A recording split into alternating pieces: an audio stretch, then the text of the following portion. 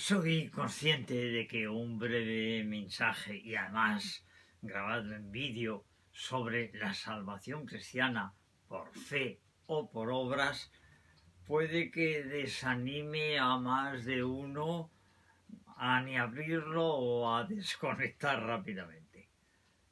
Pero estoy convencido de que es importante y necesario aclarar este tema en un momento en el que muchos creyentes, desconectados de los cultos de sus iglesias por la COVID-19, abren sus ordenadores y bucean por las plataformas y escuchan y leen planteamientos y posicionamientos que, aunque ya superados teológicamente, salen reiteradamente, yo diría a veces machaconamente, en ellas sobre este asunto, la importancia de las obras para la salvación.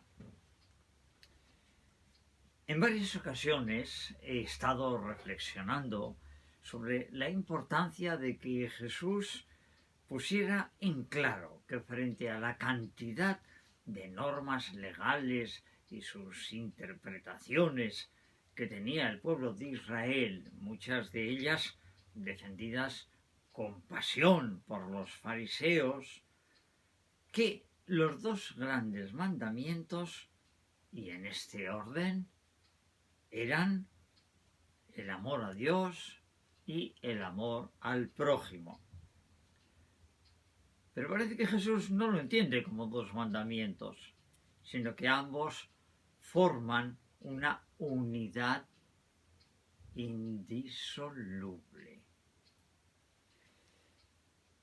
El apóstol Pablo toma partido en nombre de Jesucristo en el conflicto en el que él mismo se ve envuelto, en la defensa de la salvación por la fe en Jesucristo en sus primeras iglesias, y entre quienes defendían posiblemente fariseos judíos primero y judeocristianos después.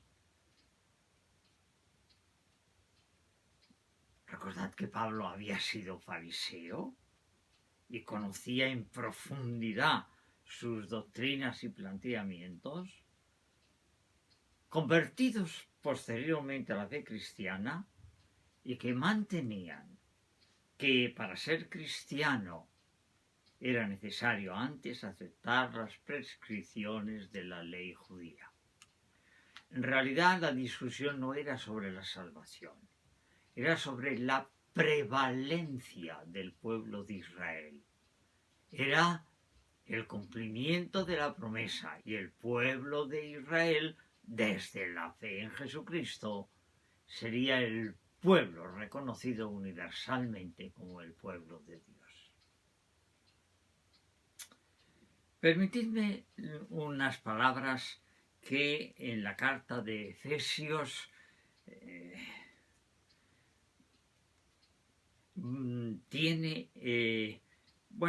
se atribuyen al apóstol Pablo. Así que desterrad la mentira y que cada uno sea sincero con su prójimo, ya que somos miembros los unos de los otros. Si alguna vez os enojáis, que vuestro enojo no llegue hasta el punto de pecar, ni que os dure más allá de la puesta del sol. No deis al diablo oportunidad alguna. Si alguno robaba, no robe más, sino que se esfuerce trabajando honradamente con sus propias manos para que pueda ayudar al que está necesitado. No empleéis palabras groseras. Sea el vuestro un lenguaje útil, constructivo y oportuno, capaz de hacer el bien a los que lo escuchan. No causéis tristeza al Espíritu Santo de Dios, que es en vosotros como un sello que os distinguirá en el día de la liberación. nada de acritud, rencor, ira, voces destempladas, injurias o cualquier otra suerte de maldad. Desterrad todo esto.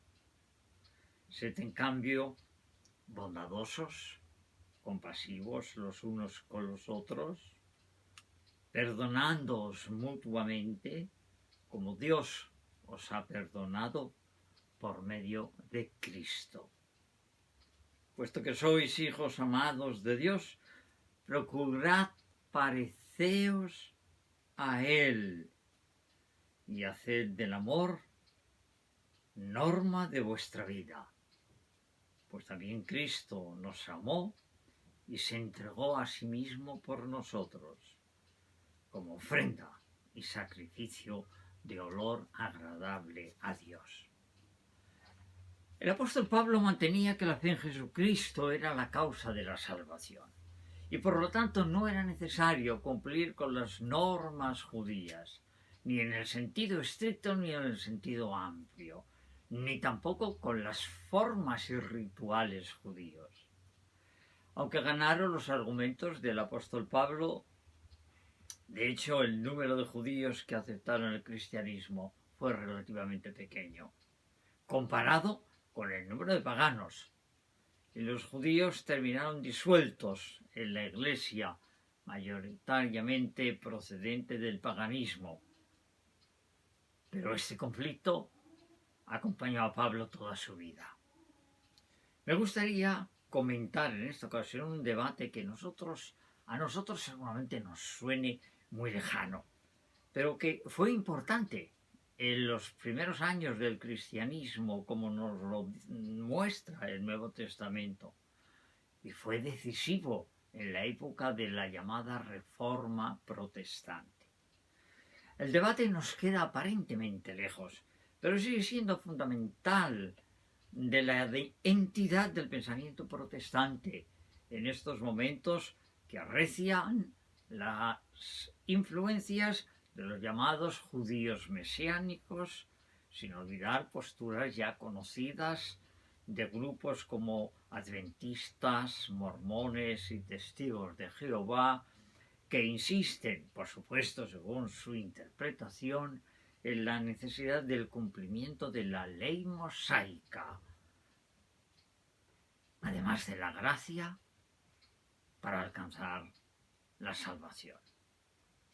El apóstol Pablo, entregado a la evangelización de los paganos, defendía como un elemento básico del cristianismo que la salvación, la comunión con Dios, no se obtenía cumpliendo normas, obras que mandaba la ley judía, como la circuncisión, el reposo del sábado, las prohibiciones de comer determinadas comidas y muchas otras.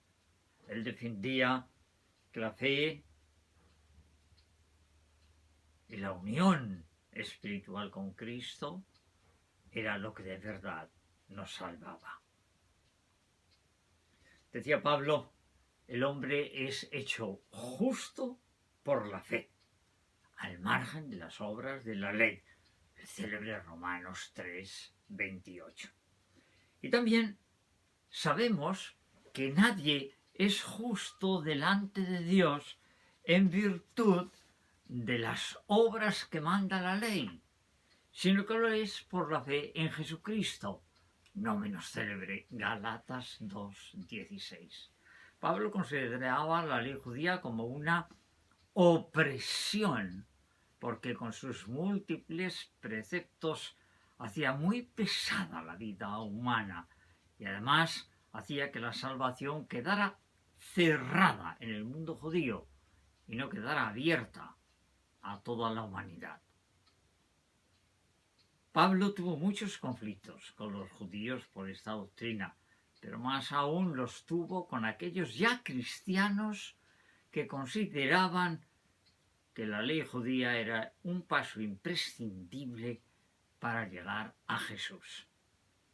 Exigían, sí, esta es la palabra, exigían casi dogmáticamente que para ser cristiano había que aceptar las prácticas de la religión judía.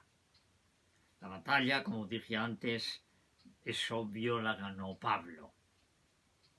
Pero costó mucho, hasta el punto de que otra carta, recogida en el Nuevo Testamento, la llamada Carta de Santiago, y en su capítulo 2, carta, por cierto, escrita probablemente 40 o 50 años después de cuando Pablo escribió sus primeras cartas, pues parece establecer una controversia con los escritos de Pablo, cuando afirma que si la fe no produce obras, está muerta en su raíz.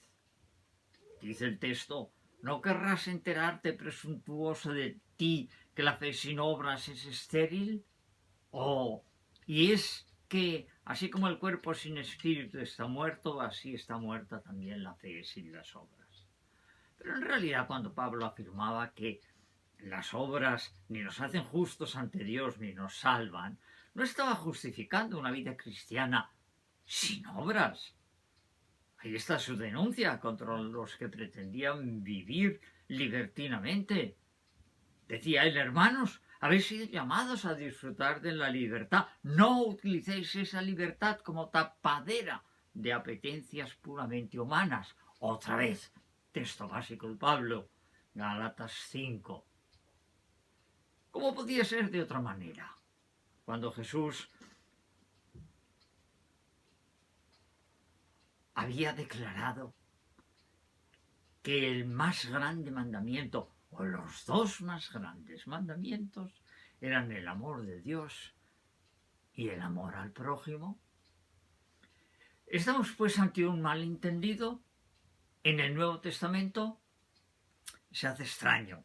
Quizás podríamos pensar que, interpretando acomodaticiamente las palabras de Pablo, en algunas comunidades cristianas se había instalado la idea de que con la fe ya era suficiente. Estoy pensando en los corintios.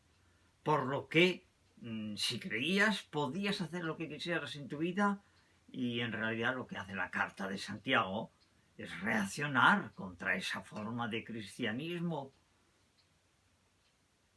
El caso es que, sin embargo, que 1500 años después de esos escritos, la polémica volvió a surgir cuando Lutero descubrió la doctrina del apóstol Pablo, que afirmaba que sólo la fe produce la salvación y conduce a la comunión con Dios.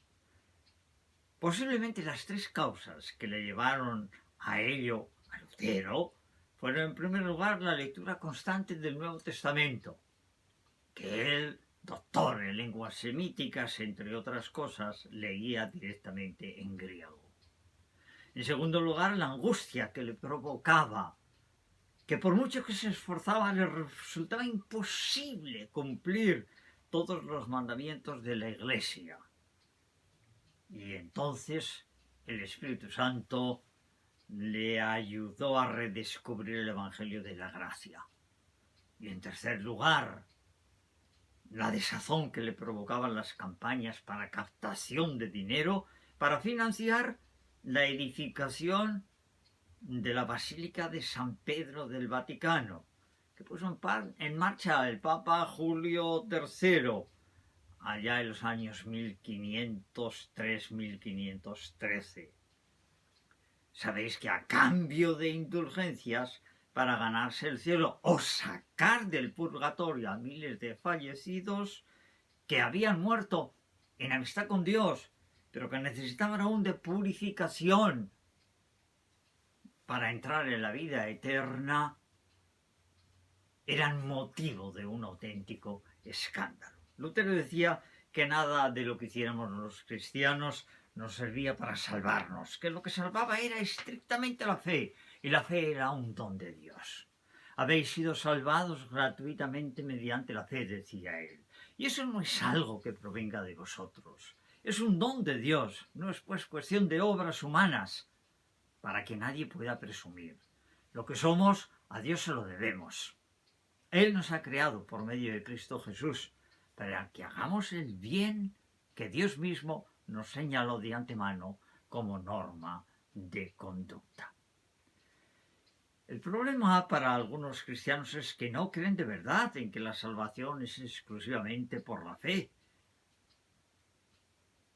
Y que esa fe sea tan poderosa, tan energizante, traducen algunos, que capacita a todo discípulo de Jesucristo para vivir como Él lo hizo. Dijo Jesús: os aseguro que el que crea en mí hará también lo que yo hago, e incluso cosas mayores. Juan 14:12. También dijo: y todo árbol sano da buenos frutos. Mateo 7:17. Y también el que permanece a mí como yo estoy unido a él produce mucho fruto. En fin, todo el Nuevo Testamento está cuajado de esta idea. La vida cristiana es fruto y consecuencia de la fe. Las obras son una consecuencia inevitable de la conversión del ser creyente. Esto es lo que dijo el apóstol Pablo y lo que yo sinceramente creo que afirma la carta de Santiago. ¿Qué clase de Salvador sería Jesús si no salvara nuestra manera de ser, nuestra manera de vivir?